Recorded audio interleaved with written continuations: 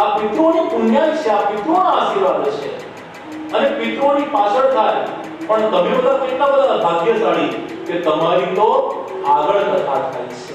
આ તમારી પાછળ નહીં, તમારી આગળ કથા છે. અને આગળ કથાનો જ્યારે આપણે મહિમા જાણી રહ્યા છે ત્યારે પરીક્ષિત રાજા કેમ યુવાન વયે ગંગાજીના કિનારે અંતજળ છોડી અને સુખદેવજી મહારાજની શરણ લેશે? આ અમને કહો. સૌનક ઋષિમુનિ ના પ્રશ્ન સાંભળી સુત પુરાણી ઉત્તર આપતા કહે છે, લોક વિગ્રહ મુક્તસ્ય નારસ્ય સ્થિરસ્ય ચ વિધિશ્રમે પુત પ્રીતિ સંયોગ પુત્ર દેશ.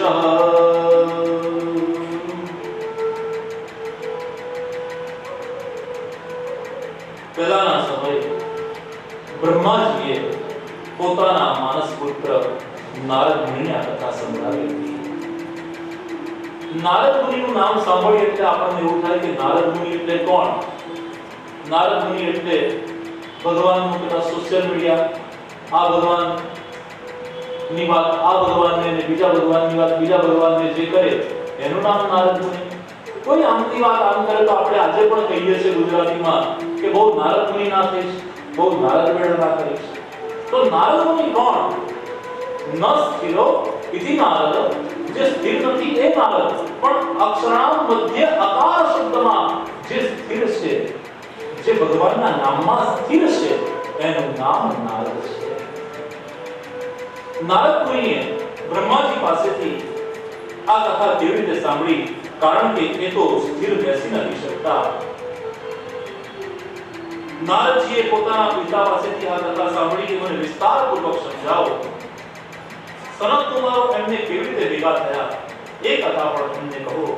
સુજી કહે છે, હું તમને ભક્તિપૂર્વકની એક કથાને કહું છું, એ તમે સાંભળો.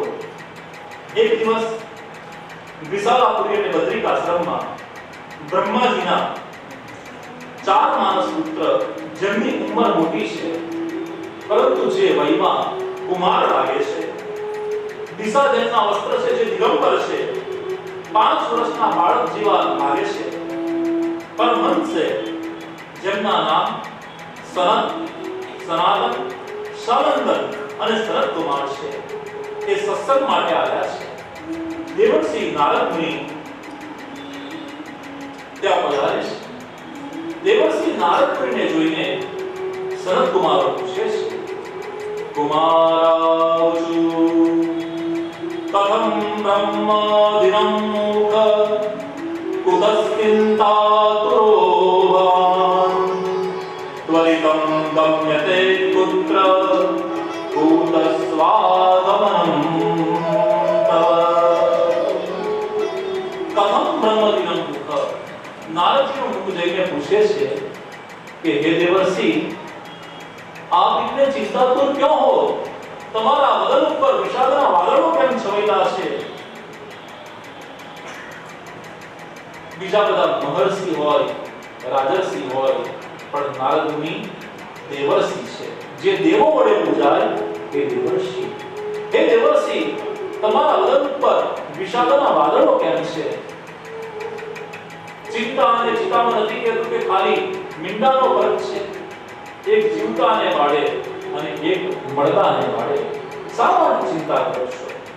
પુષ્ટિ માર્ગમાં અને અમારા મૂળ વતન ગામ ચાણોદના એક ભક્ત કવિ દયારામભાઈ, જેમણે અનેક ગરબીઓ લખી, એ દયારામભાઈએ બહુ સુંદર એક પદ લખ્યું છે, પુષ્ટિ માર્ગમાં બહુ પ્રચલિત છે. ચિત્ત તું સિદ્ધને ચિંતા કરે, બોલો, કૃષ્ણને કરવું હોય તે કરે. ચિત્ત તું સિદ્ધને ચિંતા કરે, કૃષ્ણને કરવું હોય તો કરે. જે ભગવાને ધાર્યું છે એ થશે. આપણે લૌકિક કોઈ ચિંતા રાખવાની જરૂર નથી કે અહીંયા આયા પછી હવે વરસાદ પડશે અને આ મઠિયાને ચોળા પડી હવાઈ જશે તો અરે હવાઈ જાય તો હવાઈ જવા દો, પણ આવો લાવો આપણને પરિવાર નહીં મળે. તો ચિત્ત તો સિદ્ધને ચિંતા કરે, કૃષ્ણને કરવું હોય તે કરે. ચિત્ત તો शिवने चिंता करे कृष्ण करबू होए करे चित तो शिवने चिंता हरि करबू होए मन तो शिवने सोच है हरि करबू होए स्थावर जंगल जय चैतन्य स्थावर जंगल जय चैतन्य माया रूप है माया रूप है स्मरण ऋषि कृष्ण चंद्र स्मरण ऋषि कृष्ण चंद्र जन्म मरण भय हरि करबू होए जिन शिवने चिंता है हरि करबू होए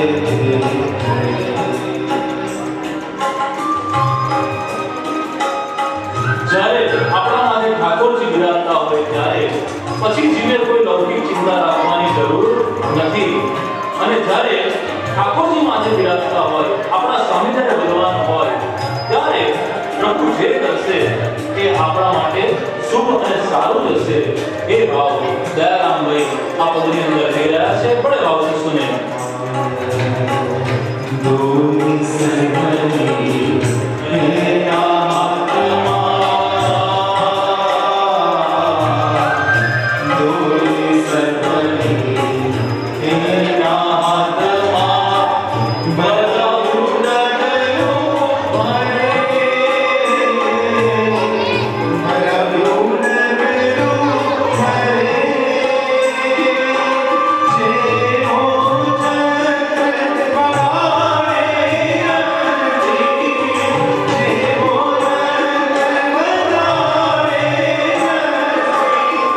देवो स्वगणेश्वर हरि करबू होए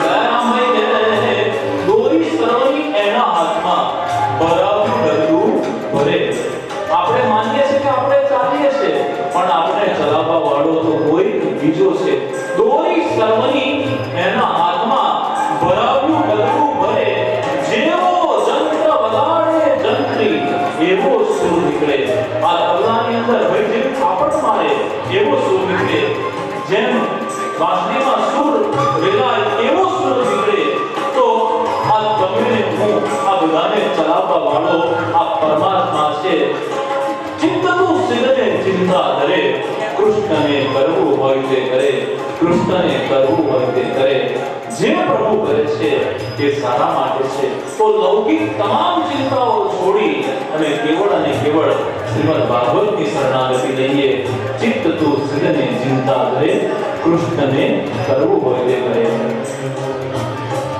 तारो तारो हाथो होए तो तारो तारो हाथो होए तो सुख संचय दुख हरे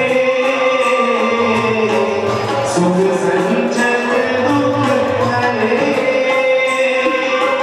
आप पढ़ो प्यार पूरे आप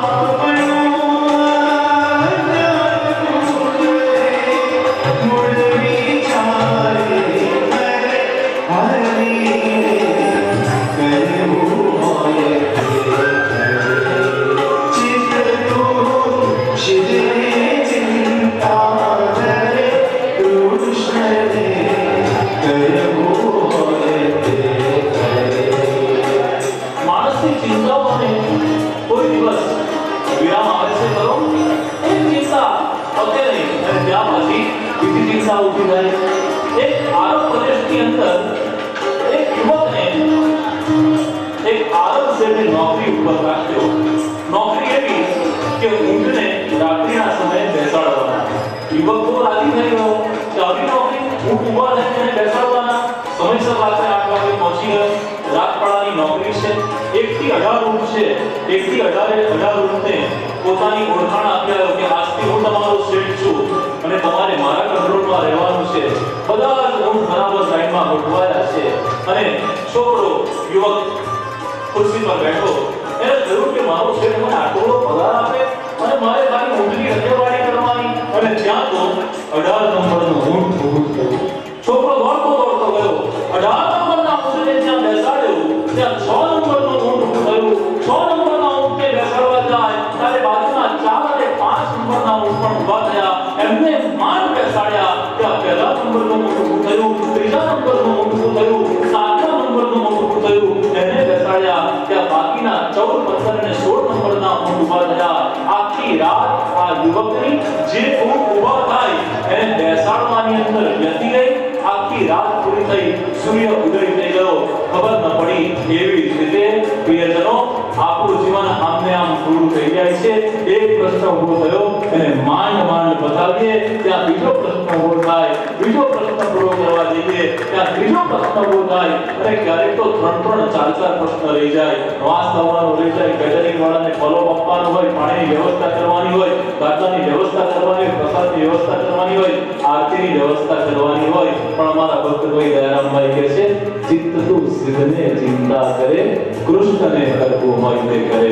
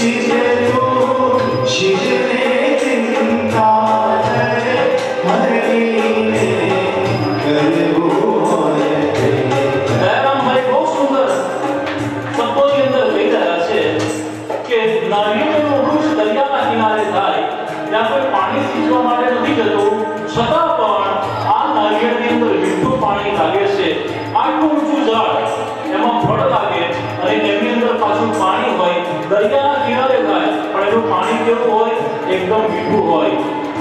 आ दरियाना कांठे થતું નારિયેળનું ઝાડ એને કોઈ પાણી સીંચવા જરૂર નથી અને મીઠું ફળ પાકે છે।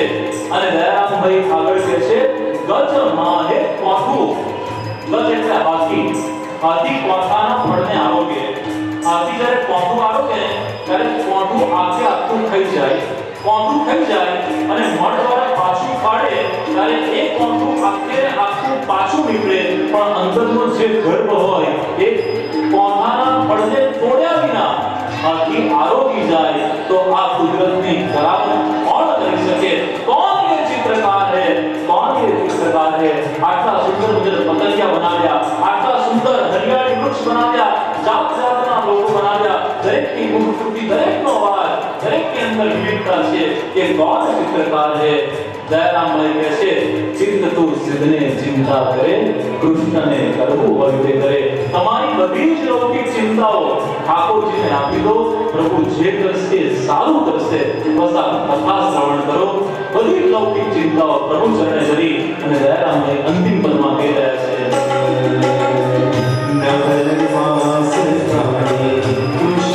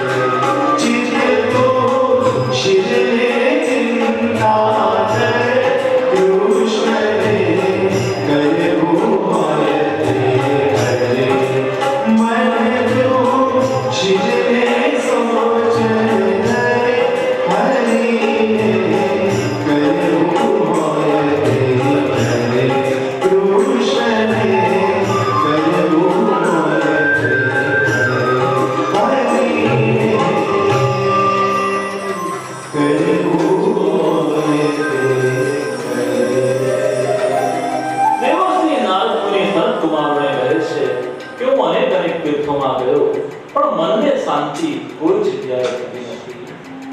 સનત કુમારોને કહે છે કે મારું મન અશાંત છે. મારા ચહેરા ઉપર, મારા બદન ઉપર જે વિષાદના વાદળો દેખાય છે એનું કારણ મારા મનની શાંતિ છે. સનત કુમારો પૂછે છે કે દેવર્ષિ તમે ત્યાં ક્યાં ગયા? ત્યારે દેવર્ષિ નારદ મુનિ કહે છે હરિક્ષેત્રમ કુરુક્ષેત્રમ શ્રીરંગસેતુ વંદનમ એવમાદેષુ તીર્થેષુ બ્રહ્મમાનસ્તતઃ.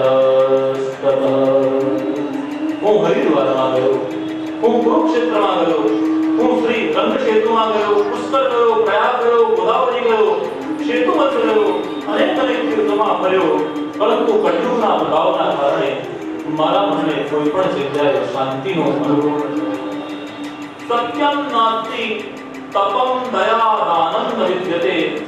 કળિયુગના પ્રભાવના કારણે પૃથ્વી પર સત્ય રહ્યું નથી, તપ, દયા અને દાન વિદ્યમાન થતા નથી. અધર્મ પોતાનો ફેલાવો થઈ રહ્યો છે અને આ જોઈ હું અત્યંત દુઃખી થયો છું. એટલું જ નહીં, ઉદર ભરિણો જીવા રાત્રા કુટભાષિણા. બધા કટુ વચનો બોલે છે, પોતાના જ પેટનો વિચાર કરી બધા સ્વાર્થ વૃત્તિ વાળા થયા છે. પૈસો જ પરમેશ્વર થયો છે, લોકો વધારે આળસુ થયા છે. આવું દેવર્ષિ નારદ કહે છે. તરુણી પ્રભુતા ગેહે શ્યાલકો વૃદ્ધિદાયક કન્યા વિક્રયો લોભા દંપતિનામ ચ દલ્તનમ. બધા લોભવૃત્તિથી કન્યાઓનું વેચાણ કરે છે, કન્યાઓને વેચે છે. ઘરની અંદર સ્ત્રીઓનું જ રાજ ચાલે છે અને ઘરમાં શાળાઓ સલાહકાર બનીને રહે છે. આ બધા કળિયુગના લક્ષણો જોઈ હું અત્યંત દુઃખી થયો અને વિચરણ કરતા કરતા યામું તટમાપન્નો યત્ર લીલા હરે પ્રભુ યમુનાજીના તટ પર હું ગયો ત્યારે એક આશ્ચર્ય થયું. યમુનાજીના તટ પર એક વૃક્ષની નીચે એક યુવાન સ્ત્રી આક્રંત થઈ રહી હતી અને એના ખોળાની અંદર બે વૃદ્ધ પુરુષ બેશુદ્ધ અવસ્થામાં હતા. આશ્ચર્ય અને કુતૂહલવશ એ સ્ત્રીને હું નજીક ગયો ત્યારે એ યુવતી બોલી ભોગો સાધો ક્ષણમ તિષ્ઠ. હે સાધુ પુરુષ, થોડીક વાર માટે રોકાઈ જાઓ, હું તમને પ્રણામ કરું છું અને ભોગો સાધો ક્ષણમ તિષ્ઠ મસ્ત ચિંતા વિનાશય. મારી ચિંતાનું તમે શમન કરો. નારદ મુનિ કહે છે હે દેવી, તું કોણ છે? અને આ બે વૃદ્ધ પુરુષો તારા ખોળામાં સૂતા છે, આ બે વૃદ્ધ પુરુષો કોણ છે? અને જ્યાં દેવર્ષિ નારદજીએ એ યુવતીનો પરિચય પૂછ્યો ત્યારે એ યુવતી કહે છે ઉત્પન્ના દ્રવિડે શાહમ વૃદ્ધિ કર્ણાટકે તથા તવસિન્ન મહારાષ્ટ્રે ગુર્જરે જીર્ણતામ તથા. મારું નામ ભક્તિ દેવી છે. હું કર્ણાટકની અંદર દ્રવિડ પ્રદેશની અંદર ઉછરી છું, દ્રવિડ દેશમાં ઉત્પન્ન થઈ છું, કર્ણાટકમાં ઉછરી છું, મહારાષ્ટ્રમાં વૃદ્ધિ પામી છું અને ગુર્જર પ્રદેશની અંદર હું વૃદ્ધ થઈ ગઈ છું.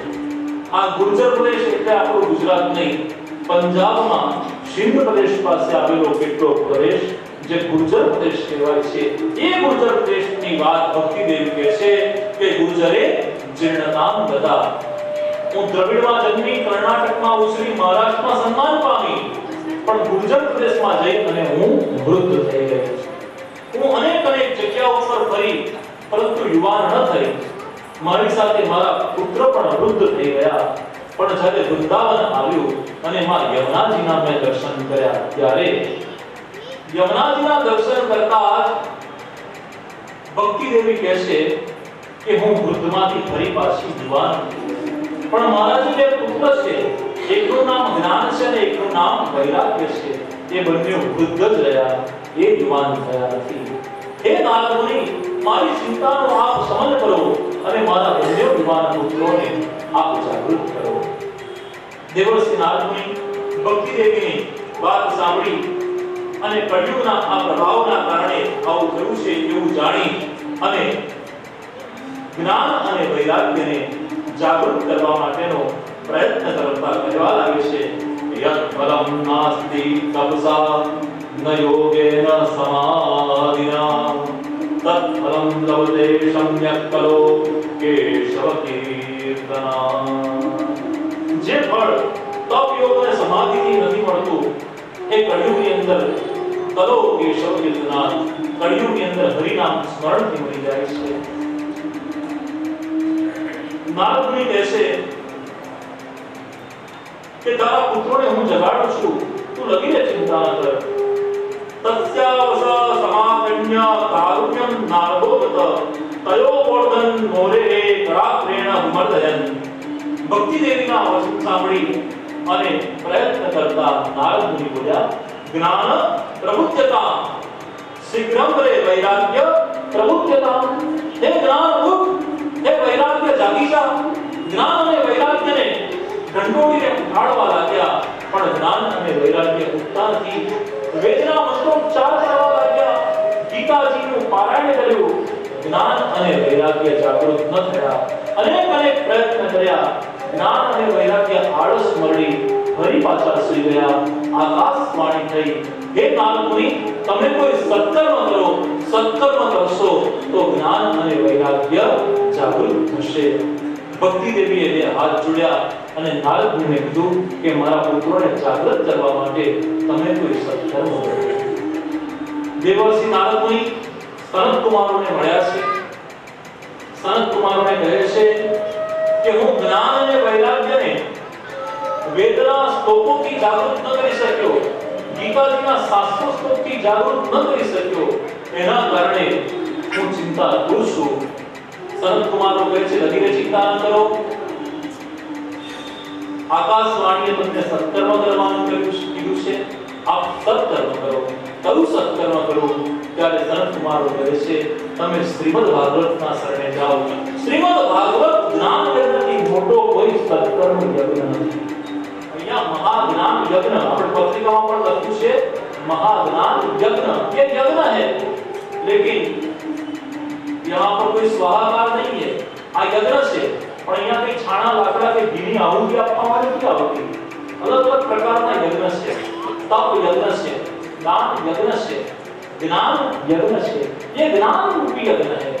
અહીંયા કઈ છાણા લાકડા ઘીની જરૂર નથી. ये ज्ञान रूपी यज्ञ है और ये ज्ञान रूपी यज्ञ बहुत बड़ा सत्कर्म है. संत कुमार કહે છે હે દેવર્ષિ નારદ મુનિ તમે શ્રીમદ ભાગવતના શરણે જાઓ. એનાથી તમને આ સત્કર્મના ફળરૂપે જ્ઞાન વૈરાગ્ય પુનઃ જાગૃત થશે અને યુવાન થશે. સત્કર્મ કરે પણ સંત કુમારો આપ મળ્યા છો તો આપ જ સત્કર્મ કરો. આપ જ ભાગવત કથા કરાવો અને અમે સાંભળીએ. સંત કુમારોનો તો નિયમ હતો કે કોઈ વક્તા મળી જાય તો શ્રોતા બની જવું અને કોઈ શ્રોતા બની જાય તો વક્તા બની જવું. આજે નારદ મુનિ શ્રોતા મળ્યા છે ત્યારે સંત કુમારો વક્તા થવા માટે તૈયાર થયા છે. નારદ મુનિએ બધા ઋષિ મુનિઓના આશ્રમમાં કેવડાવ્યું. વિશ્વામિત્ર ઋષિ આવ્યા, વશિષ્ઠ ઋષિ આવ્યા, પુલસ્ત્ય મુનિ આવ્યા, દત્તાત્રેય આવ્યા, વેદવ્યાસ સ્વયં પણ આવ્યા. અનેક આશ્રમમાંથી ગૌતમ આવ્યા, દેવલ આવ્યા, દેવરાજ આવ્યા, પરશુરામ આવ્યા, સાકર આવ્યા, વિપ્લાવ આવ્યા, યોગેશ્વર આવ્યા અને બધા જ મુનિજનો પોતપોતાના ઋષિ કુમારોને પણ લઈને આવ્યા અને સંત કુમારો કથા કહેવા માટે વ્યાસપીઠ ઉપર બિરાજમાન થયા છે. પ્રધાન શ્રોતા થયા છે સ્વયં દેવર્ષિ નારદ મુનિ. દેવર્ષિ નારદ મુનિ બે હાથ જોડી સંપૂર્ણ શ્રદ્ધાથી કથા શ્રવણ કરવા માટે તૈયાર થયા છે અને સનત કુમારોએ કથાના મહિમાનું વર્ણન કરતા કરતા કીધું છે સદા સેવ્યા શ્રીમદ ભાગવતી કથા યસ્યા શ્રવણ માત્રેણ હરિશ્ચિત્તમ સમાશ્રય. કહે છે સંત કુમારો સદા સેવ્યા ये कथा एक बार नहीं अनेक बार सुननी चाहिए। જ્યારે જ્યારે પણ અવસર મળે ત્યારે ત્યારે શ્રીમદ ભાગવત કથાનું શ્રવણ કરો, કારણ કે આ કથા શ્રવણ કરવાથી સાક્ષાત શ્રી હરિનારાયણ ભગવાન રાજી થાય છે અને તમારા હૃદયમાં આવીને બિરાજમાન થાય છે। શ્રીમદ ભાગવત કથા 18,000 શ્લોક, 335 અધ્યાય અને 12 સ્કંદની અંદર व्यापक है। कहते हैं कथा भागवतस्यापि नित्यं भवति अनुहे तत्त्वं तीर्थरूपं हि वशतां पावनासनं। जो घर में श्रीमद् भागवत जी की पोथी कहती है वो घर घर नहीं, वो साक्षात तीर्थ बन जाता है। હવે જે ઘરમાં ખાલી પોથી રહે અને જો એ ઘર તીર્થ બની જાય અને તમે તો એના શ્લોકોને સમજો છો, જાણો છો ને 7 દિવસ સુધી આ કથામૃતનું શ્રવણ કરવાના છો, તો એના ફળની કોણ સરખામણી કરી શકે? કહેતે હે આગે નલંદાન ગયા કાશી પુષ્કરમ ન પ્રયાગકમ સુકશાસ્ત્રમ તથાયાશ્ચ હરેણ શમકા। ફળની સરખામણી કરીએ ને તો ગંગા, ગોદાવરી આ બધી નદીઓ અને તીર્થો પણ આ ભાગવતની સરખામણી કરી શકતા નથી। ગયા, પુષ્કર, હરિદ્વાર જેવા તીર્થો પણ આ ભાગવત શાસ્ત્રની સરખામણી કરી શકતા નથી। શ્લોકાર્થ સ્તોત્ર પાદંબા પઠેત ભાગવતમ જય નિત્યં પુણ્યમાપ્નોતિ રાજસૂયા।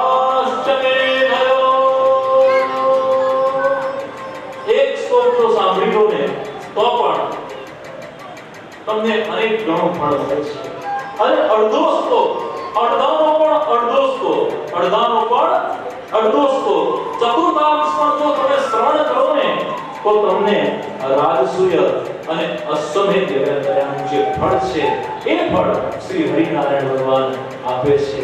માત્ર સંશય, આમાં કોઈ સંશય કરવા જેવો નથી। तेरे लंबांगमयी मूर्ति प्रत्यक्षां वर्तते हरि सेवनाचरणात् पाठा दर्शनात् पावनासिनी।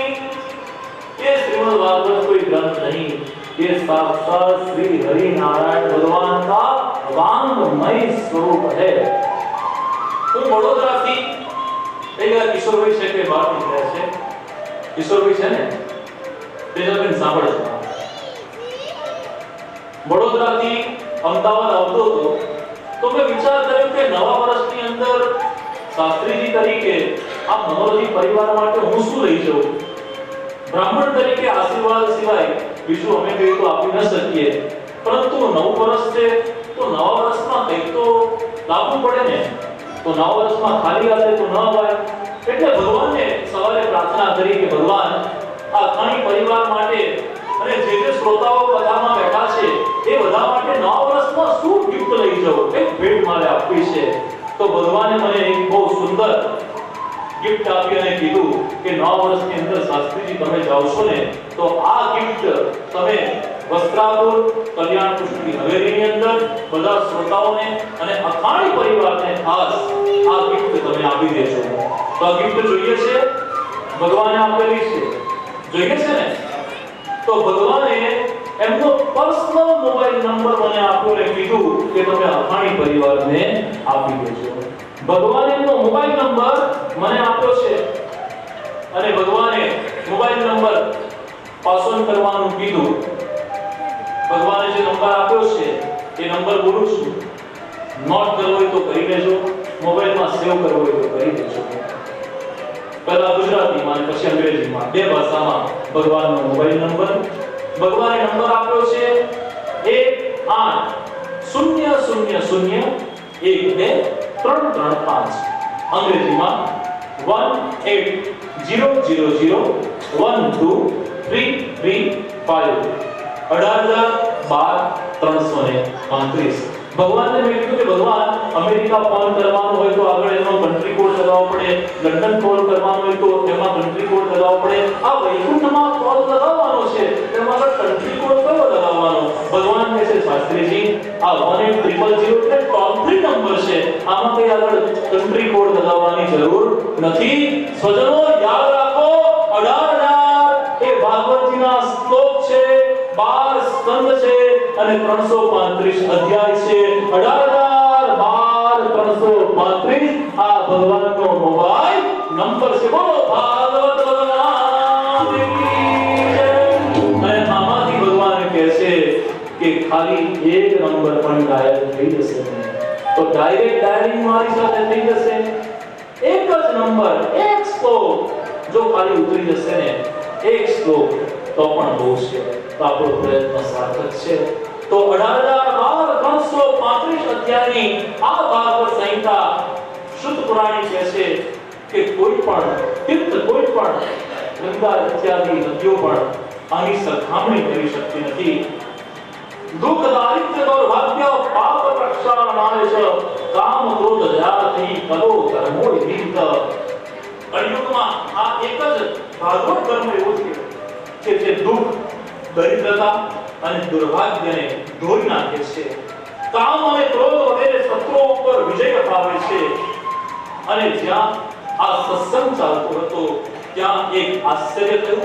આશ્ચર્યની અંદર કરતા લઈ અને એક યુવતી બે યુવાન પુરુષોની સાથે કથા મંડપમાં પ્રવેશ કરતા નૃત્ય ગાન કરતા ગાવા લાગી શ્રી કૃષ્ણ ગોવિંદ હરે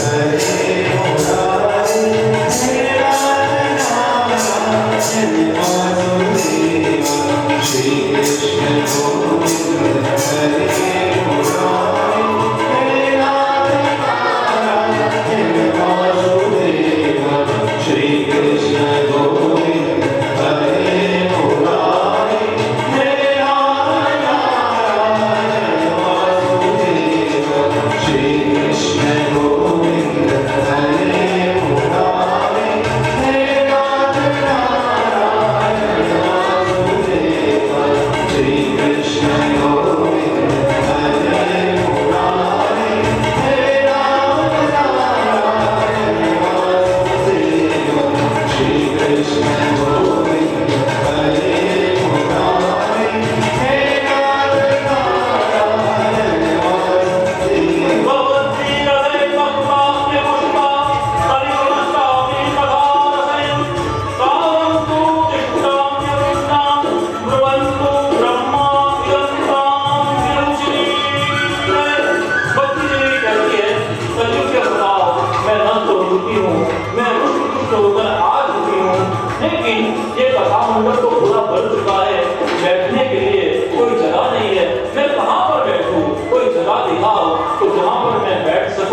નારદ મુનિએ સનત કુમારોની સામે જોયું. સનત કુમારોએ નારદજીને જણાવ્યું કે ભલે આ બધી જગ્યા સોફા ખુરશી ગાદા ભરાઈ ગયું, પણ એક જગ્યા ભક્તિ દેવી તમારે બેસવા માટે બાકી છે. કઈ જગ્યા બાકી છે? ત્યારે સનત કુમારો અને નારદ મુનિ મનમાં ચર્ચા વિચારણા કરીને કહે છે કે આ જે ભક્તો બેઠા છે ને એના હૃદયની અંદર હજુ જગ્યા ખાલી છે. આ ભક્તિ દેવીને જ્ઞાન વૈરાગ્યની સાથે જે કથામાં બેઠેલા શ્રોતાઓ છે એમના હૃદયમાં બેસવા માટે સ્થાન આપીએ. સાત્વં પ્રતિષ્ઠસ્તસ્તરે સંધયા નિરંતરમ વૈષ્ણવાનાતિ.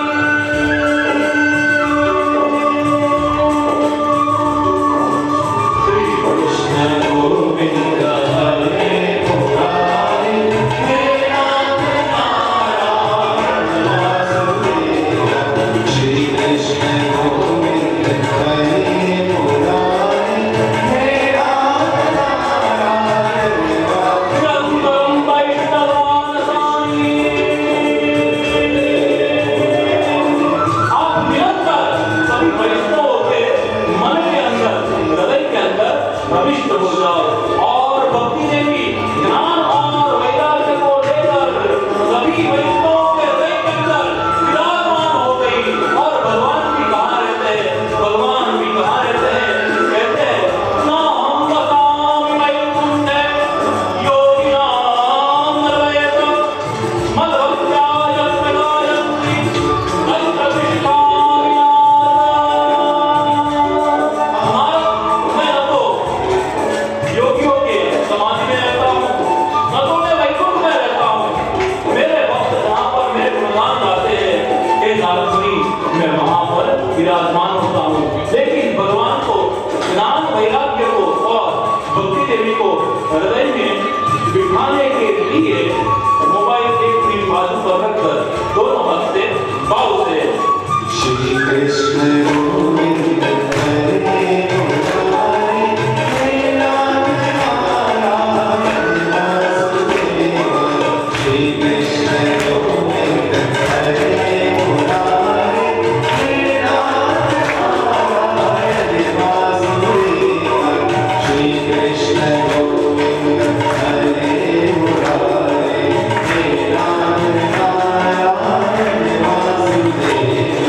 श्री कृष्ण गोविंद हरे मुरारे हे नाथ नारायण वासुदेव.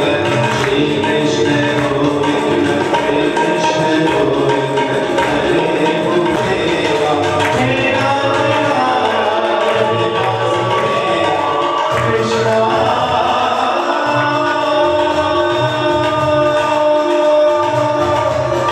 हरे कृष्णा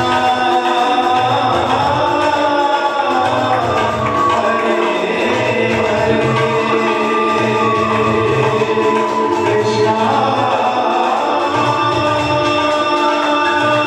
हरे कृष्णा हरे कृष्णा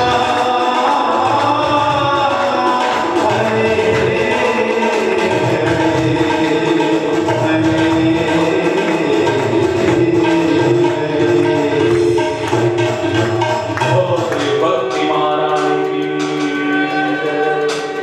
तो भक्ति ज्ञान और वैराग्य के साथ श्रोताओं के हृदय में विराजमान हो चुकी है.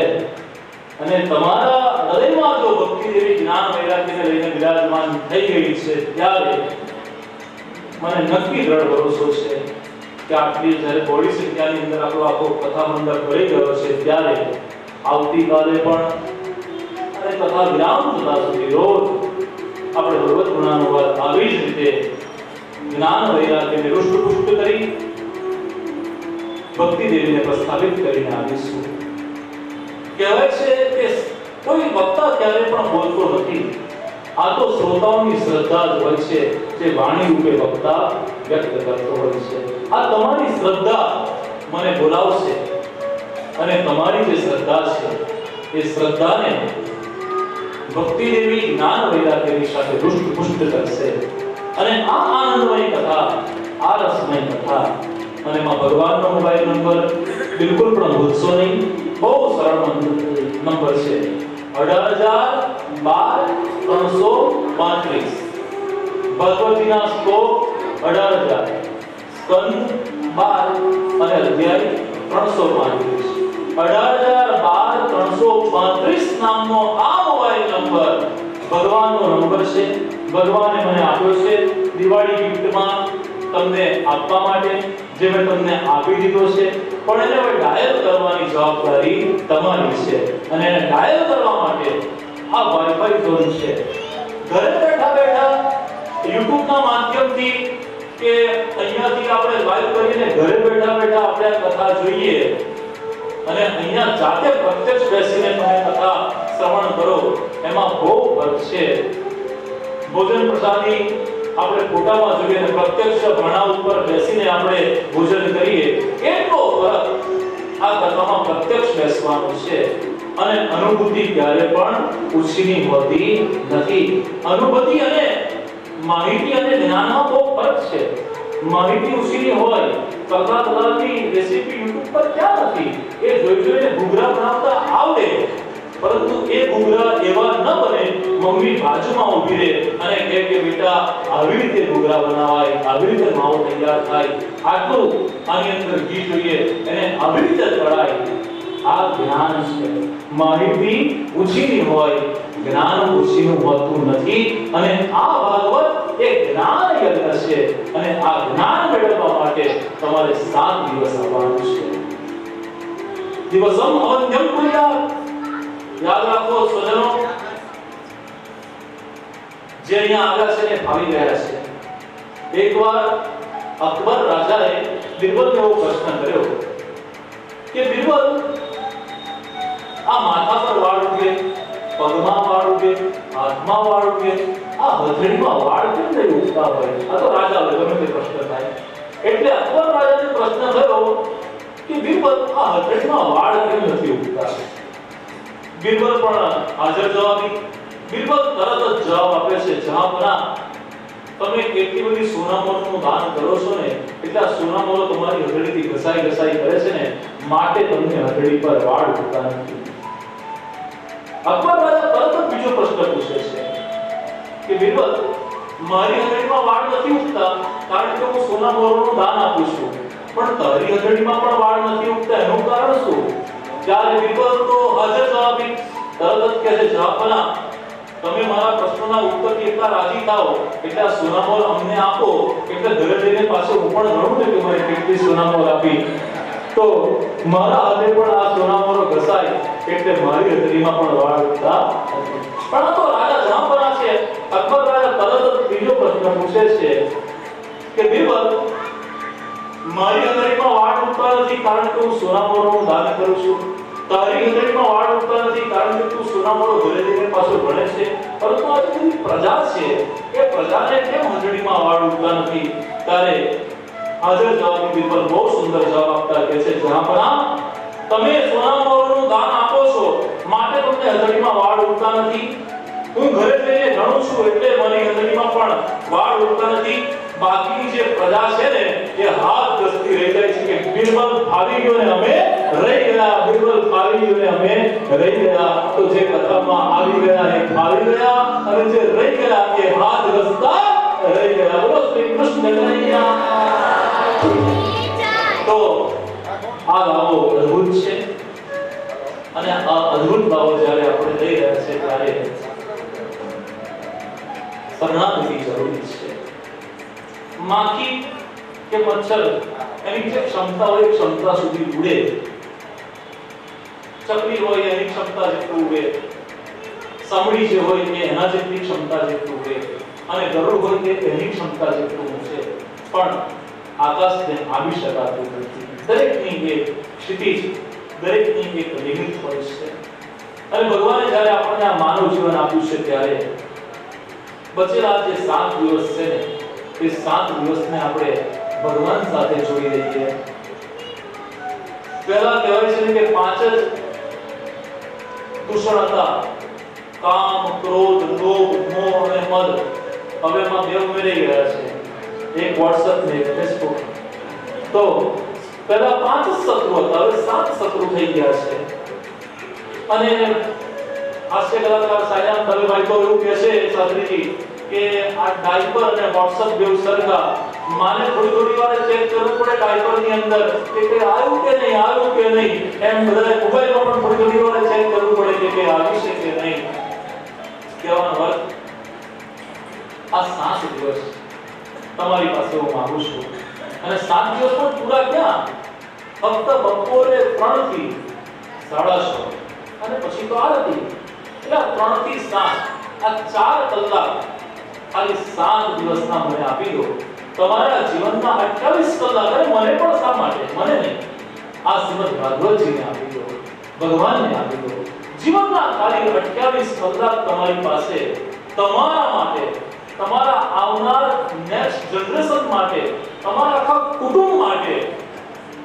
આ વ્યાસપીઠ ઉપરથી બ્રાહ્મણ છું એટલે માંગવાનો અધિકારી છું, તો દક્ષિણાની બધી વાતચીત તમારા અકાણી પરિવાર સાથે થઈ ગઈ છે, પણ બાકી બધા ચિંતા કર્યા વિના તમારે મોજમાં રહેજો, અને મોજમાં રહીને આ 28 કલાક, અને એમાં પણ આજના 3 કલાક તો આપણા થઈ ગયા, તો 25 કલાક આપણે ખાલી જોઈએ છીએ.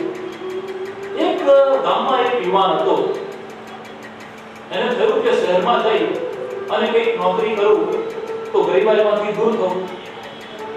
ગામનો યુવાન ચાલતો મોટા નગરમાં નોકરીની શોધમાં જઈ રહ્યો છે. ગામ અને નગરની વચ્ચે બહુ મોટું જંગલ છે.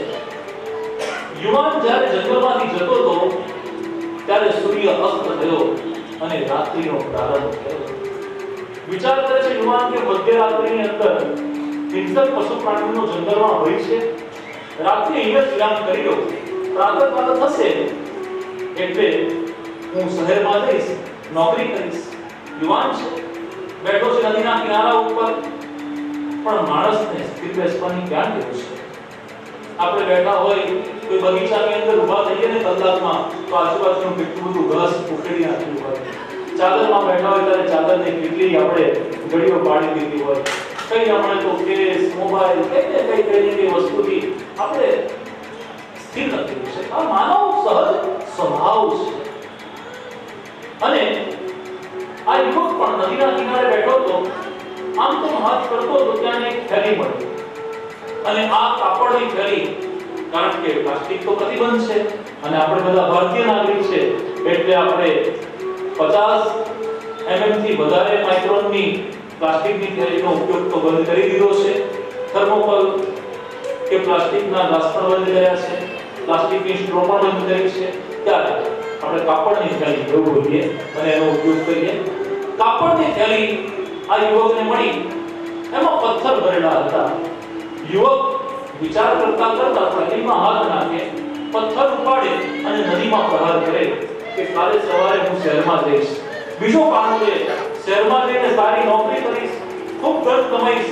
ત્રીજો પાણો, ચોથો પાણો, ખૂબ ધન ભેગું કરીશ, નવું ઘર લઈશ, વાહન લઈશ, લગ્ન કરીશ, માતા પિતાને મારી સાથે રહેવા બોલાવીશ. આમ આખી રાત્રિ વિચાર કરતા જે પથ્થર ભરેલી થેલી હતી એમાંથી એક પથ્થર ઉપાડી નદીમાં પધરાવતો જાય. આખી રાત વીતી ગઈ.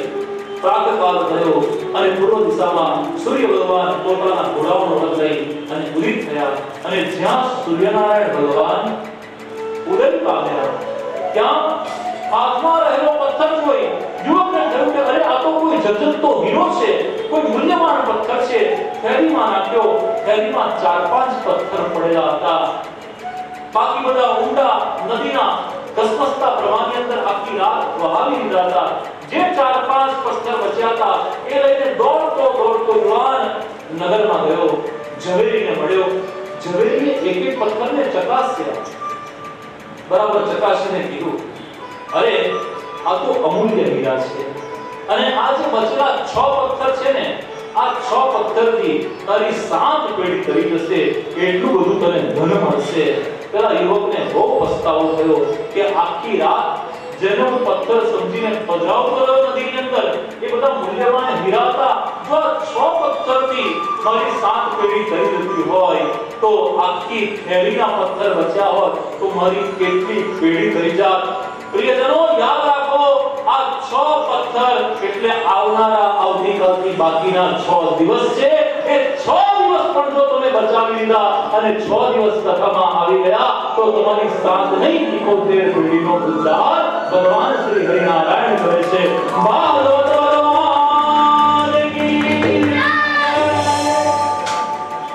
શ્રીમદ ભાગવતની કથા અનેક જન્મોના પુણ્યથી પ્રાપ્ત થાય છે અને એવી આ કથાના પ્રભાવથી જ્ઞાન વૈરાગ્ય હૃષ્ટપુષ્ટ થયા ત્યારે સનત કુમારો એક ઇતિહાસની વાત કરે છે અને ઇતિહાસની વાત કરતા કહે છે અત્ર તે કીર્તિશ્યામ ઇતિહાસં પુરાતનમ યસ્ય શ્રવણમાત્રેણ પાપહાનિ પ્રજાયતે.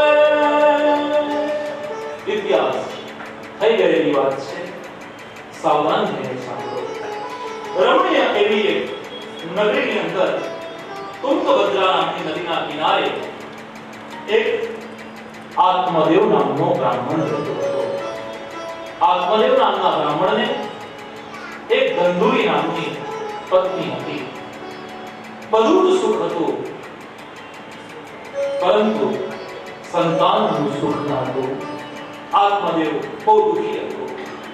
આત્મદેવ નામનો બ્રાહ્મણ કોણ? ભાગવતજી कहते हैं आत्मानी दिव्यता दिव्यति इति आत्मदेव. जो आत्मा दिव्य है वही आत्मदेव है.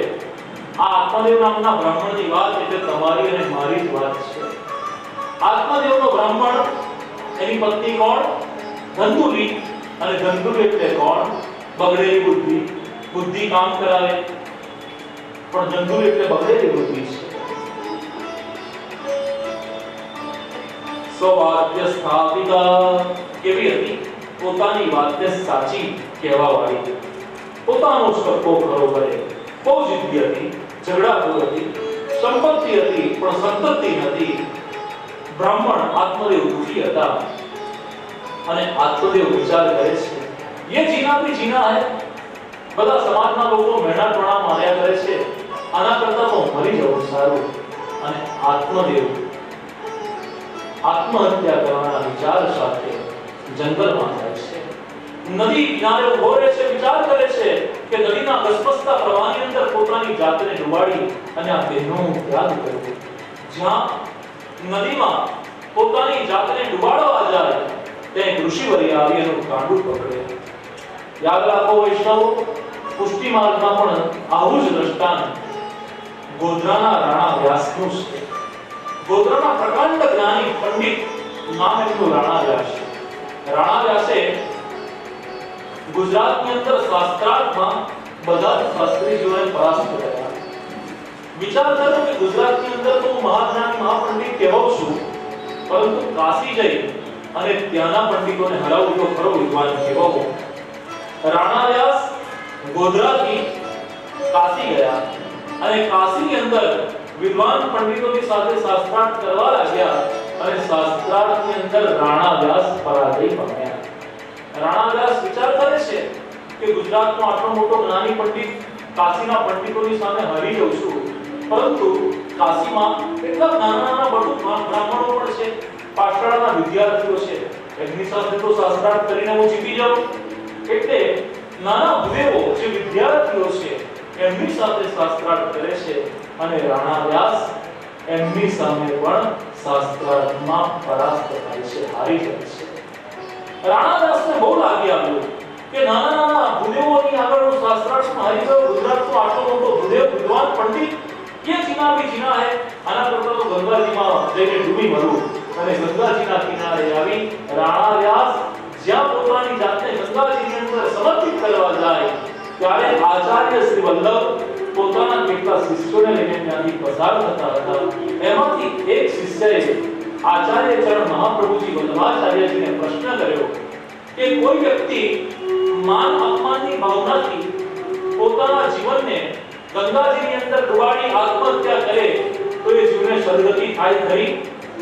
અને આચાર્ય ચરણ તરત જ જવાબ આપે છે, એક વાર નહીં 100 વાર સુધી એને સર્પ યોનિની અંદર ભટકવું પડે છે. આત્મહત્યા કરવા વાળા જીવને ક્યારે પણ સદગતિ પ્રાપ્ત થતી નથી. શબ્દો સંભળાય છે રાણા વ્યાસને. રાણા વ્યાસ દોડતા આવ્યા આચાર્ય ચરણ શ્રી વલ્લભની શરણાગતિ લીધી છે અને આચાર્ય ચરણ શ્રી વલ્લભ કહે છે કે જાઓ રાણા વ્યાસ ગંગાજી में સ્નાન કરાવો। રાણા વ્યાસ સ્નાન કરીને આવ્યા, આચાર્ય ચરણે બ્રહ્મ સંબંધ આપ્યો અને બ્રહ્મ સંબંધ આપી 4 શ્લોકની અંદર ચતુશ્લોકી નામનો ગ્રંથ રાણા વ્યાસે ધ્યાનમાં રાખી આચાર્ય ચરણે બનાવ્યો। 4 શ્લોકની અંદર વૈષ્ણવનો ધર્મ, વૈષ્ણવનો અર્થ, વૈષ્ણવનો કામ અને વૈષ્ણવનો મોક્ષ શું એ સમજાવ્યું। સર્વદા સર્વભાવેન ભજનીયો વ્રજાધિપ સ્વસ્યાયમેવ ધર્મો હિ નાન્યત્વાપી કદાચન। સર્વદા, સર્વદા એટલે શું? હંમેશા, સર્વદા સર્વભાવેન, સુખ હોય કે દુઃખ હોય, ગમે તે મનની સ્થિતિ હોય, હંમેશા કોઈ પણ ભાવમાં ભજનીયો ભજન કરો। વ્રજાધિપ કોનું? વ્રજના અધિપતિનું। સ્વસ્યાયમેવ ધર્મો હિ, આજ આપણો પરમ ધર્મ છે। સરળ રીતે સમજાવું, એક રાજા ના મહેલમાં રાત્રિના ચોકીદાર ચોકી પહેરો કરે છે। ચોકી પહેરો કરવાવાળો સૈનિક રાત્રે 12 વાગે ઊંઘી જાય છે, સૂઈ જાય છે અને ઊંઘ આવી જાય છે। જ્યાં એ ઓડી ગયો એને સ્વપ્નની અંદર એવો નિર્દેશ થયો, એવું ઇન્ટ્યુશન થયું કે બાજુના નગરના રાજા મળસ્કે 5 વાગે યુદ્ધ કરવાના છે અને આપણું રાજ્ય ભણી લેવાના છે। સૈનિક ભયભીત થયો, એણે સેનાપતિને 2 વાગે ઉઠાડ્યા અને કીધું કે ઉઠો ઉઠો, મને સ્વપ્ન આવ્યું છે કે બાજુના નગરના લોકો આવી અને આપણા નગરને જીતી લેશે, આપણા નગર ઉપર યુદ્ધ જાહેર કરશે। સેનાપતિને પણ આ સૈનિકની વાતમાં કંઈક સાચું લાગ્યું।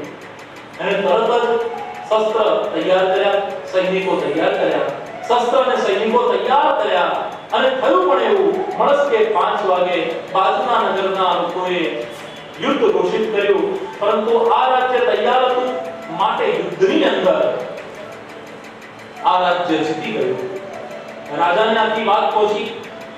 રાજાએ આ સૈનિકને બોલાવી એને ઘણું બધું ધન આપી એને સન્માનિત કર્યો, પણ એને 2 હાથ જોડી અને કીધું કે આવતીકાલથી તું નોકરી પર ના આવતો, તને જોઈએ તો ધન આપું છું પણ તું આવતીકાલથી નોકરી પર ના આવતો।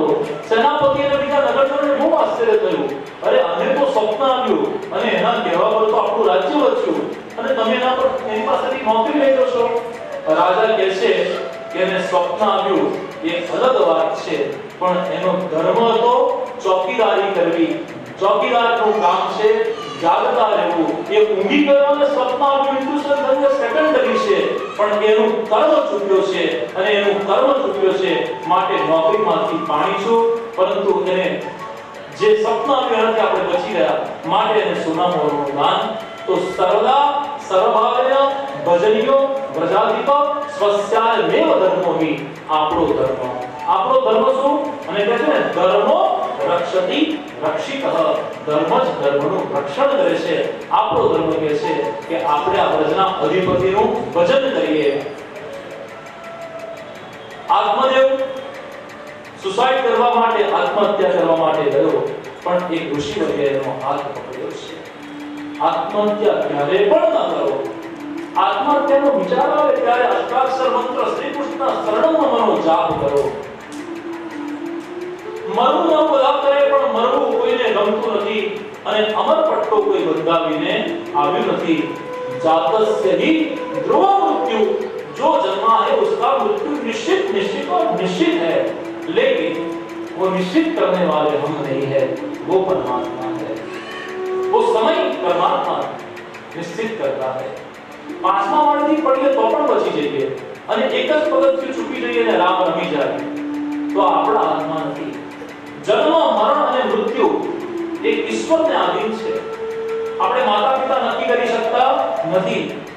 બ્રાહ્મણ કુળમાં જન્મ લેવો કે પટેલ પરિવારમાં જન્મ લેવો, અમેરિકા લેવો કે ભારતમાં લેવો, એ આપણા હાથમાં નથી। એ આપણા પૂર્વ જન્મના કર્મ અનુસાર આપણને માતા પિતા મળે છે। લગ્નનું પણ આવું છે। 25 જગ્યાએ પેંડાને ચેવડો ખવડ થઈને આવીએ, પણ પડોશમાં જ આપણું થવાનું હોય તો પડોશમાં જ આપણા લગ્ન થઈ જાય. લગ્ન પણ ઈશ્વર આધીન છે અને મરણ પણ પ્રયત્ન કરીએ તો પણ બચી જઈએ અને બચવાનો પ્રયત્ન કરીએ તો પણ કદાચ ના બની જાય.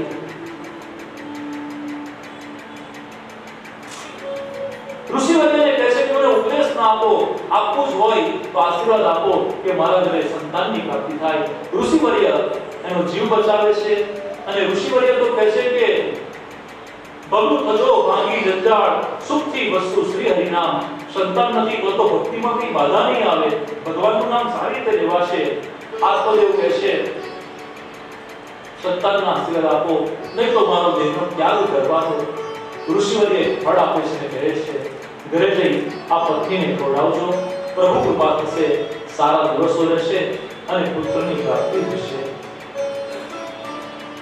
આત્મદેવે ફળ દીધું, ઘરે જઈ પોતાના પત્નીના હાથમાં આપ્યું અને પોતાના કામમાં જોતરાઈ ગયો.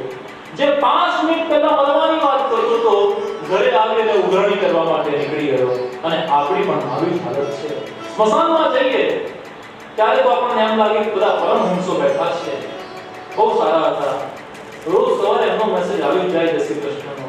સાવ અચાનક થઈ ગયું, એકદમ જ બહુ બધા માણસ હતા. ચાલો જે થયું એ દુઃખમાંથી છૂટ્યા. ઘરે આવીને કહીએ કે આજે બહુ મોડું થઈ ગયું છે, હું સ્નાન કરવા જઉં છું, તું ગરમ ગરમ ચા તૈયાર કર. અને સ્નાન કરીને આવીએ અને ગરમ ચા કપમાંથી રકાબીમાં કાઢીએ તો રકાબીમાં ચાની જે વરાળ હોય ને એ વરાળની સાથે સ્મશાનમાં જે વૈરાગ્ય પ્રગટ થયો હોય એ વૈરાગ્ય પણ બાષ્પીભૂત થઈ જાય છે. વૈરાગ્ય પ્રગટ થાય પણ વૈરાગ્ય ટકતો નથી. એક ભાઈ રેલવે પાટા ઉપર સૂઈ ગયા, 30 વર્ષ થયા, લગ્ન થતા નથી, નોકરી મળતી નથી. એ જીના જીના હે, આના કરતા મરી જાઓ. આજુબાજુના લોકોએ કીધું કે ભાઈ ક્યાં મરવાની વાત કરે, આટલો જુવાન જોગ છે, અરે મને મરવા દો. બધા બહુ સમજાવ્યો પણ માન્યો નહીં. ટ્રેનના પાટા નીચે સૂતો છે અને 10-15 મિનિટ પછી જોયું તો ભાવનગરી મરચા, ગાંઠિયા, ફાફડા, જલેબી ચટણીમાં બોડીને ટ્રેનના પાટા વચ્ચે ખાતો હતો. બધા પેસેન્જરે પૂછ્યું કે હમણાં તું મરવાની વાતો કરતો હતો અને આ ભજીયા ને જલેબી ગાંઠિયા ખાય છે. ત્યારે કહે છે કે એનાઉન્સમેન્ટ થયું, તમે સાંભળ્યું નહીં કે રાજધાની 2 કલાક લેટ છે. મરવું છે પણ ભૂખ્યા પેટે મરવું નથી. મરવું બધા કરે પણ મરવું કોઈને ગમતું નથી અને અમર પટ્ટો કોઈ બંધાવીને લાવ્યું નથી. વૈરાગ્ય પ્રગટ થાય પણ વૈરાગ્ય કરતો નથી. આત્મદેવને ગુરુવર્યે કીધું હતું કે પત્નીને ફળ ખવડાવશે. એમણે શું કર્યું? ફળ આપીને જતા રહ્યા કે તું તારે ખાઈ લેશે. આપણે કહીએ છે કઈ અને સમજીએ છે કઈ. જે કહેવાનો ભાવ છે એ પકડો, શબ્દને નહીં. ગુરુવર્યે જે ફળ આપ્યું એ ધંધુરીએ હાથમાં લીધું.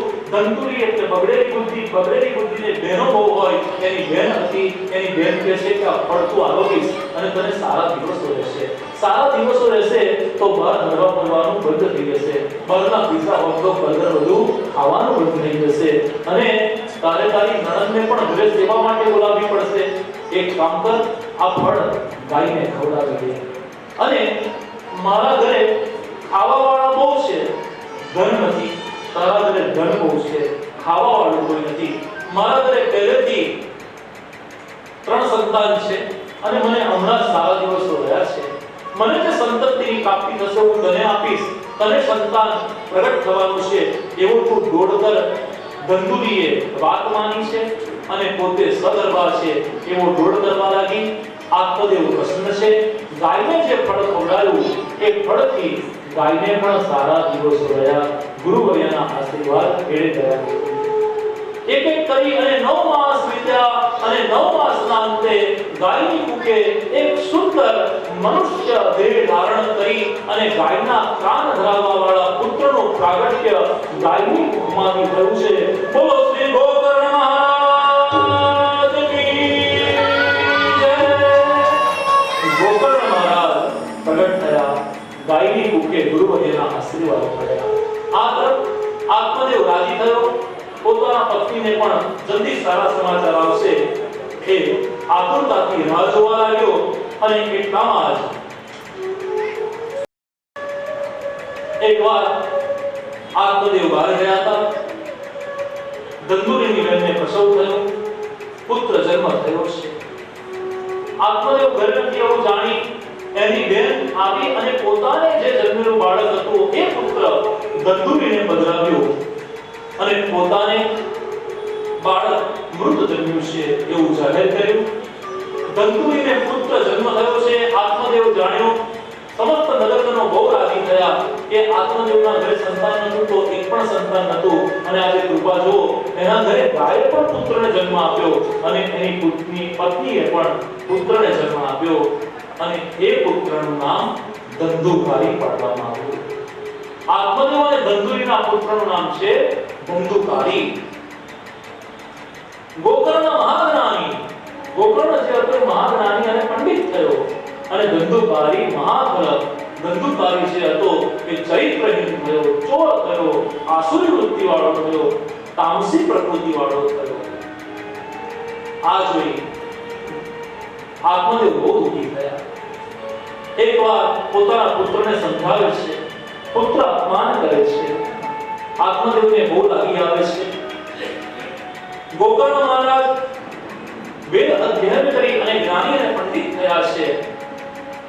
આત્મદેવ ધંધુકારીથી અપમાન નો ગુટલો ગળી ગોકર્ણ મહારાજ પાસે ગયા અને ગોકર્ણ મહારાજે પોતાના પિતાજીને ઉપદેશી અને 2 શ્લોકની અંદર પોતાના પિતાજીને ઉપદેશ આપ્યો. એનું નામ છે ગોકર્ણ ગીતા. શ્રીમદ ભાગવતજીની અંદર અલગ અલગ ગીતા આવશે. એમાં સૌથી પહેલી ગીતા છે ગોકર્ણ ગીતા. મહાભારતમાં ભગવાન શ્રી કૃષ્ણએ અર્જુનને જે ઉપદેશ આપ્યો એ શ્રીમદ ભગવદ ગીતા.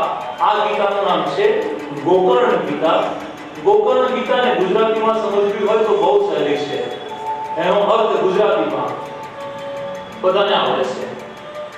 કોઈ કોઈનું નથી રે, કોઈ કોઈનું નથી રે, કોઈ કોઈનું નથી રે, કોઈ કોઈનું નથી રે.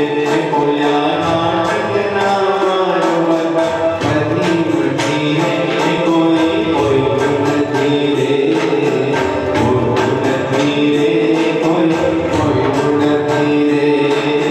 મનની માને બધાએ મારા માનીને જીવડા તારાને મારા. મનની માને બધાએ મારા માનીને જીવડા તારાને મારા. સ્વાર્થ વિના પ્રીતિ કરતું નથી રે, હો સ્વાર્થ વિના પ્રીતિ કરતું નથી રે. કોઈ કોઈનું નથી રે, કોઈનું નથી રે, કોઈ કોઈનું નથી રે, કોઈનું નથી રે, કોઈ કોઈનું નથી રે. દેવસીમા સુરે વિમતિંત્યદત્વં જાયાસુતાદિષુ સદા મતાં વિમુષ્ય પશ્યામિષં જગં ક્ષણમંગનિષ્ઠં વૈરાગ્યરાગ રસિકો भवभक्तिनिष्ठः. ये शरीर क्षण अंगूर है और नष्ट होने वाला है, क्यों उसके अंदर आसक्ति रखे. गोकर्ण गीता નો ઉપદેશ પ્રાપ્ત કરી આત્મદેવ વનમાં ગયા.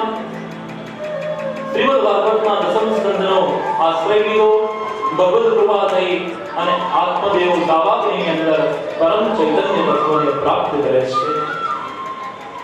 ગોકર્ણ મહારાજ તીર્થાટન માટે નીકળ્યા. અયોગ્ય વ્યક્તિના હાથમાં ઘરનું શાસન આપ્યું અને અયોગ્ય વ્યક્તિના હાથની અંદર જ્યારે શાસન આવે પછી સંપત્તિનો ભેદ થાય. ધનની 3 ગતિ આપણા શાસ્ત્રમાં દર્શાવી છે. એક યશ, બીજું ભોગ અને ત્રીજું નાશ. લક્ષ્મીજી હોય તો દાન કરો, પુણ્ય કરો, તમારા નામની તકતી થાય. ધર્મ કાર્ય કરો, તમારી યશ ગાથા ગવાય. તો લક્ષ્મીજીની પહેલી ગતિ યશ. બીજી છે ભોગ. સારી ગાડી લાવો, ટીવી લાવો, ફ્રીજ લાવો, મકાન લો, વસ્ત્ર સારા પહેરો, અલંકાર સારા પહેરો. તો ધનની બીજી ગતિ છે ભોગ અને ત્રીજી ગતિ ખાલી સંગ્રહિત રાખો તો નાશ. એનો નાશ થાય. આત્મદેવની જે સંપત્તિ હતી એનો ધંધુકારી નાશ કરવા લાગ્યો, બધું ધન સ્ત્રીઓને વેડફવા લાગ્યો, બધી સંપત્તિ એની વેડફાઈ ગઈ. એક દિવસ ધંધુરીએ એને અટકાવ્યો, માનું પણ અપમાન કર્યું, માને ખૂબ લાગી આવ્યું, દોડતી ગઈ અને નજીકના કૂવાની અંદર પડી અને ધંધુરીએ પણ પ્રાણ ત્યાગ કર્યા. ધંધુકારીએ પોતાના ઘરની અંદર 5 સ્ત્રીઓને રાખી એનું ભરણ પોષણ કરવા લાગ્યો. સ્ત્રીઓ માટે રાજ દરબારનું ધન ચોરી કરી અને લઈ આવ્યો. સ્ત્રીઓને કહ્યું કે આ પકડાશે, સાથે આપણે પણ પકડાઈશું. ધન બધું લઈ લીધું અને ધંધુકારીને ગળે ફાંસો આપ્યો. શરીરમાંથી પ્રાણ નીકળતા નથી. એક સ્ત્રી ચૂલામાંથી અગ્નિ લાવી અને સળગતા અંગારા ધંધુકારીના મુખમાં મૂક્યા. ખૂબ હૃદયદ્રાવક રીતે, ખૂબ કષ્ટ આપી અને ધંધુકારીના પ્રાણ 5 સ્ત્રીઓએ લીધા છે. ધંધુકારી મરાયો, ધંધુરી મરાઈ. આત્મદેવ કાવાગૃહની અંદર સ્વધામ પહોંચ્યા છે. ગોકર્ણ મહારાજને તીર્થાટન કરતા કરતા ગયાપુરીની અંદર સમાચાર મળ્યા છે. ગયાપુરીની અંદર શ્રાદ્ધ કરાવો તો પિતૃઓને મોક્ષ મળે. ગોકર્ણ મહારાજે પોતાના પિતૃઓને ઉદ્દેશી અને ગયાપુરીની અંદર શ્રાદ્ધ કર્યું છે. શ્રાદ્ધ કરાવી તીર્થાટન કરી અને ગોકર્ણ મહારાજ પાછા આવ્યા. રાત્રિના સૂઈ રહ્યા હતા ત્યાં મધ્યરાત્રિએ ભેદીપુરીના રડવાનો અવાજ આવ્યો. ગોકર્ણ મહારાજ સમુદ્રમાં જળતે છે. આ કોણ ગન કરે છે? ધંધુકારી પ્રેત પ્રગટ થાય છે અને કહે છે કે ભાઈ, હું ધંધુકારી, અને તારું તો શ્રાદ્ધ ગયાપુરીમાં કરાવ્યું છે અને ગયાપુરીમાં શ્રાદ્ધ કરાવે એની તો સદગતિ થાય. ધંધુકારી કહે છે કે ભાઈ, તું મારા 100 શ્રાદ્ધ અને 100 નાણવરી કરાવીશ તો પણ મારી ગતિ નહીં થાય, કારણ કે મેં જીવનમાં એટલા બધા ન કરવાના કામો કર્યા છે. ભાઈ, તારી ગતિ કેવી રીતે થાય? ગોકર્ણ મહારાજ, તમે જ્ઞાની અને પંડિત છો, મારી ગતિ કરવા વાળો કોઈ ઉપાય તમે વિચારો, પણ મને આ પ્રેત પીડામાંથી, આ પ્રેત યોનિમાંથી મને મુક્તિ આપો. ગોકર્ણ મહારાજે પ્રાતઃકાળે સૂર્યદેવ ભગવાનને અર્ઘ્ય આપ્યો અને પોતાના ગુરુ અને સૂર્યદેવને પ્રાર્થના કરી અને સૂર્ય ભગવાને આજ્ઞા કરી કે ગોકર્ણ મહારાજ, આપ શ્રીમદ ભાગવત કથા કરો, આનાથી તમારા પિતૃઓને મોક્ષ મળશે. અષાઢ મહિનાની અંદર ગામની અંદર નદીના કિનારા ઉપર મંડપ બનાવવામાં આવ્યો અને સૌથી પહેલી ગોકર્ણ મહારાજે કથા અષાઢ મહિનામાં કરી. આખું ગામ કથા સાંભળવા માટે આવ્યું. ધંધુકારી પ્રેત પણ આવ્યો. એને બેસવાની કોઈ જગ્યા ન દેખાઈ, એટલે જે બાંબુ હતો મંડપનો, એ મંડપના એક વાંસની અંદર ધંધુકારીએ પ્રવેશ કરી અને કથા સાંભળવાનો શરૂઆત કરી. પહેલો દિવસ કયો? પહેલી ગાંઠ, બીજા દિવસે બીજી, ત્રીજા દિવસે ત્રીજી, ચોથા દિવસે ચોથી, આમ 7મા દિવસે 7મી ગાંઠ ફાટી અને એમાંથી દિવ્ય વસ્ત્ર અલંકાર ધારણ કરી, પીળું પીતાંબર ધારણ કરી ધંધુકારી પિતૃ સ્વરૂપે પ્રગટ થયો છે. પ્રેત પીડામાંથી મુક્તિ થઈ છે અને ભગવાનના પાર્ષદો આવ્યા છે એને સ્વધામ લઈ જવા માટે. ગોકર્ણ મહારાજ રોકે છે, કથા તો અમે બધાએ સાંભળી, તમે એકલા ધંધુકારીને લઈ જાઓ છો. ત્યારે પાર્ષદો કહે છે, એણે વક્તામાં શ્રદ્ધા રાખીને કથા સાંભળી છે, એણે એક આસન પર બેસીને કથા સાંભળી છે, એણે ઉપવાસ રાખીને કથા સાંભળી છે અને કથા સાંભળી નથી, એનું મનન ચિંતન કરી એના રોમે રોમની અંદર આ કથાને એણે ઉતારી છે. આજ્ઞા કરી પ્રભુએ, આકાશવાણી કરી, ફરીવાર કથા કરો. શ્રાવણ મહિનાની અંદર ગોકર્ણ મહારાજે ફરીવાર કથા કરી. 7મા દિવસે અનેક વિમાનો આવ્યા અને સમસ્ત નગરજનો સ્વધામ પહોંચ્યા. બોલો શ્રી હરિનારાયણ ભગવાન કી જય. આનો એક અર્થ એવો થાય, સોફામાં, ખુરશીમાં, ગાટલામાં ઊભા ઊભા, પાછળ આગળ બેઠા બેઠા, પંખા નીચે, લાઈટ નીચે, અંધારામાં, તમને જેમ અનુકૂળ પડે એમ કલ્યાણ પુષ્ટિમાં અગ્રણી પરિવાર દ્વારા આયોજિત આ કથામાં તમારે આટલી બધી ગાદી તકિયાની વ્યવસ્થા સાથે કથા સાંભળવી છે કે પછી વાસલામાં બેસીને કથા સાંભળવી છે એ આપણે નક્કી કરવાનું, કારણ કે કથા તો સાંભળવી જ પડશે જીવતા જીવ, અથવા તો મળ્યા પછી વાસલામાં બેસીને તો વાસમાં બેસીને કથા સાંભળવી એના કરતા પંખાની જે સરસ મજાના પલાઠી વાળીને આપણે કેમ કથા ન સાંભળીએ? આ 7 પ્રકારની ગાંઠ એટલે 7 પ્રકારની વાસના છે.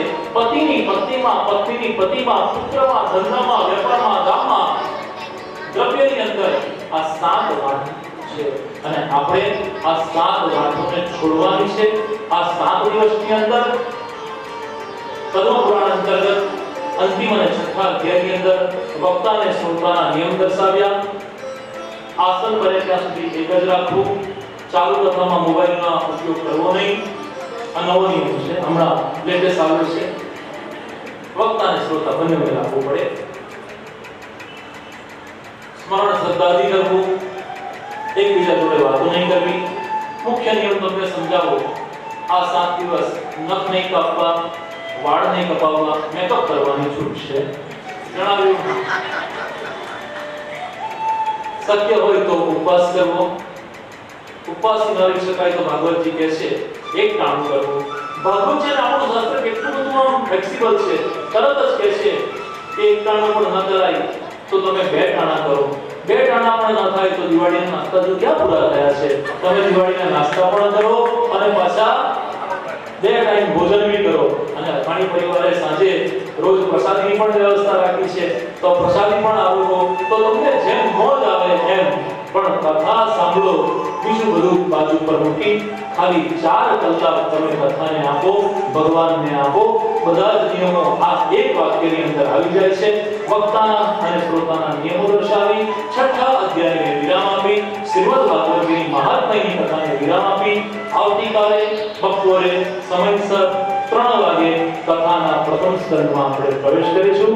અત્યારે કથાના આપણે શાયર પૂજન, પ્રસાદ અને વિરાજનના ક્રમ તરફ જઈએ. પરંતુ ત્યાં સુધી આજે સૌને જય શ્રી કૃષ્ણ. કાલે વહેલા આવજો. હજુ આરતી બાકી છે. પોતાના સ્થાન ઉપર બિરાજમાન રહેજો.